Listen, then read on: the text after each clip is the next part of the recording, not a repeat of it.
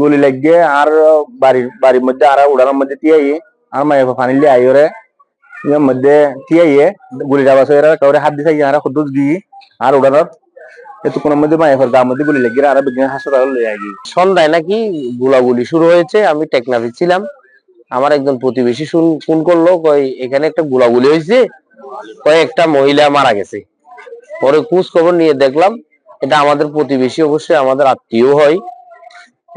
এখন ঘটনা হচ্ছে পাহাড়ে নাকি ডাকাত দলের গোলাগুলিতে এই মহিলাটা মারা গেছে। মূলত গুলি লাগছে তার বুকে, গুলি লেগে সে মারা গেছে। যে কোনো প্রকার আইনের আওতায় আনার জন্য বারবার বলে আসতেছি, কিন্তু প্রশাসন সেরকম দৃশ্যমান কোনো উদ্যোগ নিতেছে না। তার কারণে আজকে আমাদের টেকনাফবাসীর এই অবস্থা। এইরকম একটা তরতাজা প্রাণ চলে যাবে, আমি আমার বাসায় উঠানে দাঁড়িয়ে আছি, ওখানেই এইরকম ঘটনা ঘটবে। খুব দুঃখজনক ঘটনা এগুলো, আসলে এগুলো বলতে আসলে বিরক্ত বোধ করি এখন আমরা। এই ভিকটিম আনুমানিক 6:30টার দিকে আমাদের হাসপাতালে ইমার্জেন্সিতে আসে।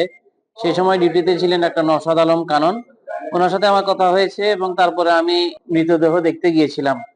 দেখতে গিয়ে দেখি আনুমানিক 18 থেকে 20 বছর বয়সে একজন মহিলা হবে। ওনার বুকের মাঝখান থেকে একটু বাম দিকে একটা গুলির চিহ্ন আর কি, আর কোনো কিছু আপাতত দেখা যায় নাই। সেখানে প্রচুর ব্লিডিং এর জায়গা আছে এবং একটা শুধু গুলির চিহ্ন দেখা গেছে।